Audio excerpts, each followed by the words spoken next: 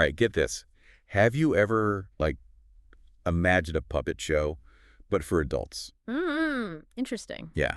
So today we are diving deep, deep into this production called La Manékine. Oh, at the Barbican Mime Festival? You know it. And get this, it's like based on a Grimm's fairy tale. We've got a few reviews here. Should be pretty interesting. Absolutely. And you know what's really fascinating about this particular production? It's based on one of the lesser-known Grimm brothers fairy tales, The Girl Without Hands. Girl Without Hands. Yeah. Okay, so that title alone kind of like sets a bit of a dark tone, don't you think? Oh, absolutely. I mean, choosing this story with its sort of inherently unsettling themes is a pretty strong indicator that this isn't, a children's puppet show. Right, right. So for our listeners who maybe aren't familiar with this particular Grimm's fairy tale, can you give us the rundown of just how dark we're talking here? Sure. So it starts with a miller who makes a deal with the devil. Oh, boy. Yeah. He promises his daughter in exchange for wealth. Yeah, a classic tale, as old as time. And of course, the daughter is less than thrilled with this arrangement. Understandably. Yeah, she resists. And the devil, unable to claim her soul, demands her hands instead. Oh, wow. It's pretty gruesome, but she escapes and eventually finds a kind of happy ending. Okay. Intense. So hold on. The show is called La Manékine, right? Which means mannequin in French, I believe. That's correct. And, obviously that connects to the hand amputation, but it also makes me think about objectification.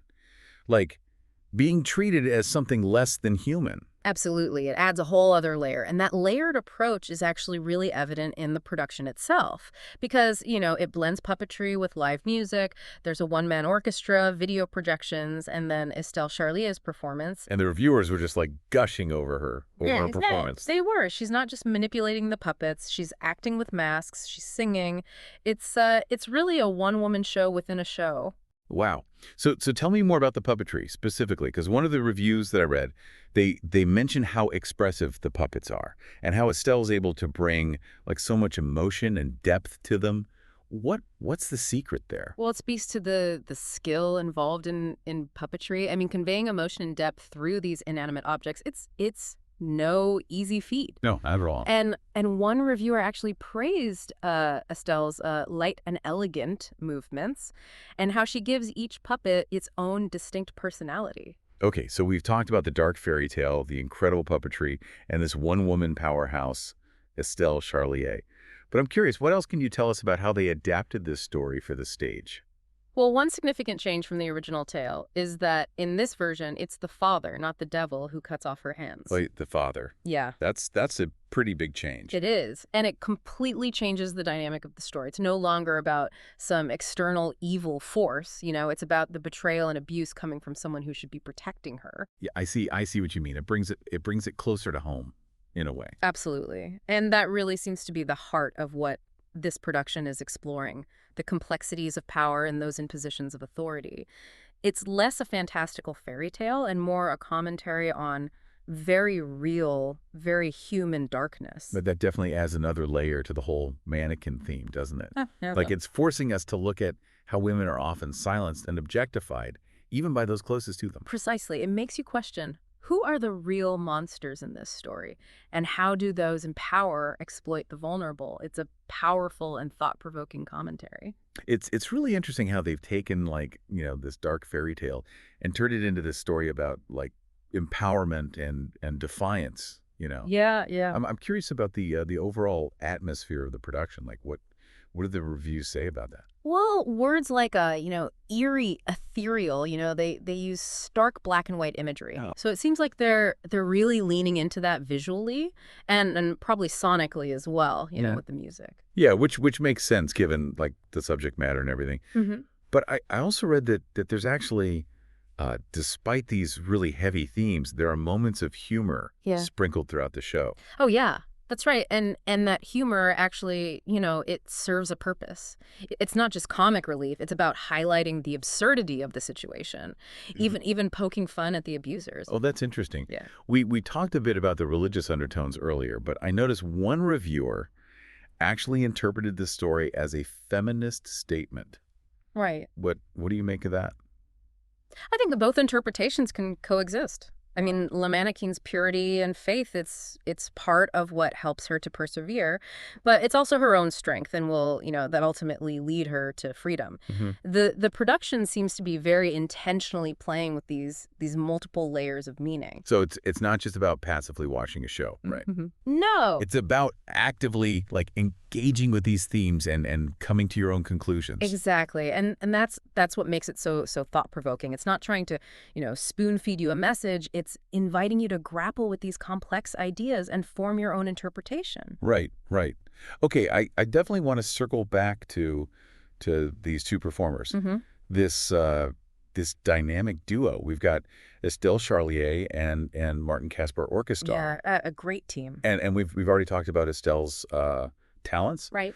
But Martin's role is really fascinating too. He shifts between playing the music and portraying characters using these like eerie masks. Yeah, I mean, just to think of like the king having this hilarious conversation with a puppet. Right. It must be quite something to see. Do the reviewers mention how they like pull that off like logistically? Well, one reviewer does mention ingenious forms of having the characters communicate. So, I mean, you can imagine, the puppets interacting with a masked actor, all while this one-man orchestra is underscoring the scene. Wow. It really must be like the symphony of sight and sound. Yeah, it sounds like they're really like weaving magic together on stage.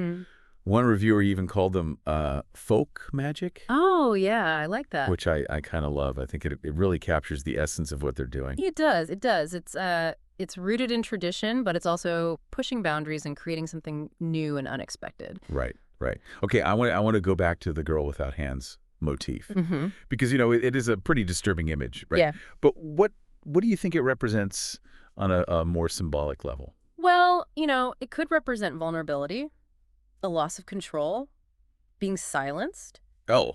I mean, think about a time when you felt powerless or silenced. How does that connect to this, the symbolism of losing one's hands? And it's interesting because, in this production, it's the father who takes the hands. It's not some like external evil force. Right. So it really highlights the betrayal and abuse that can happen within families, within our closest relationships. Exactly. And that's a really powerful message about power dynamics and the ways in which, those who are supposed to protect us can sometimes be the ones who inflict the most harm. Absolutely. But La Manekine's escape, it's not just about running away from her abuser, right? It's about something more profound. It's about, reclaiming her agency and finding the strength to rebuild her life. It's about psychological and emotional liberation, taking back control and choosing her own path. It's not just a physical escape. It's a metaphor for the healing process.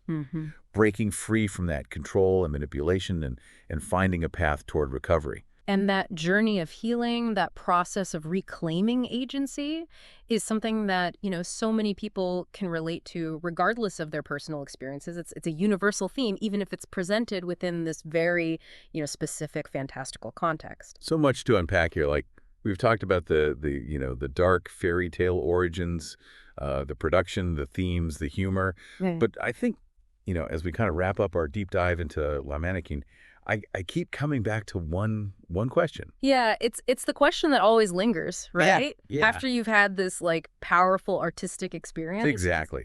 Like what can we, like the audience, take away from this? What's the so what? What sticks with us, even if we never get to see the show, in person? Well, I think on the surface, it's easy to be swept away by the, the spectacle of it all, the puppetry, the music, the visual storytelling. It's clearly a feast for the senses. Yeah. But as we've been discussing, there's so much more happening beneath the surface. All those layers of symbolism and the questions it raises about power and abuse, the journey of healing, reclaiming your agency. It's all very thought-provoking. It's almost like the production is like holding up a mirror to society, right? Yeah. Like forcing us to kind of confront the beauty and the ugliness of the human experience. Yeah. And maybe through that reflection, we can find a glimmer of hope. Right. You mentioned earlier that La Manékine's escape could be seen as this metaphor for the healing process. And that really like stuck with me. I think a lot of people can can relate to that feeling of being trapped, Hmm. whether it's by circumstance, by other people, even by our own internal struggles.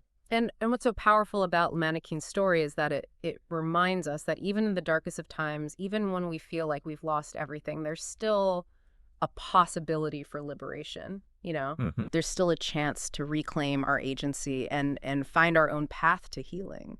It's such a powerful message, especially for anyone who has experienced trauma or abuse, you know. Yeah. It's a reminder that we're not alone and that there's hope and that healing is possible. And, I think the use of puppetry in this production actually adds another layer of meaning Cool. Okay. to that message Right. because puppets, by their very nature, they're inanimate objects, right? Mhm. That are brought to life through the will and skill of the puppeteer.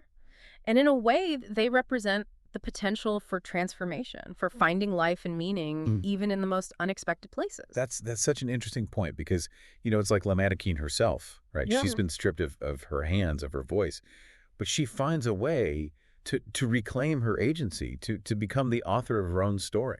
Precisely. And I think that's the ultimate takeaway here. Whether you're drawn to the spectacle of it all, the symbolism or the emotional resonance, the mannequin is a reminder that art can be a powerful catalyst for Yeah. reflection, for healing, for finding hope in the face of adversity. So to our listener, if this deep dive has sparked your curiosity, don't stop here. Seek Yeah. out more information about La Pendue, the company behind this production, or even just like explore the world of puppetry. Hmm. There's a wealth of artistry and storytelling just waiting to be discovered. Yeah. And who knows, maybe you'll be inspired to create your own form of folk magic. Awesome. Well, that's a wrap on our exploration of La Mannequin. We'll see you next time for another deep dive into the fascinating world of knowledge and ideas.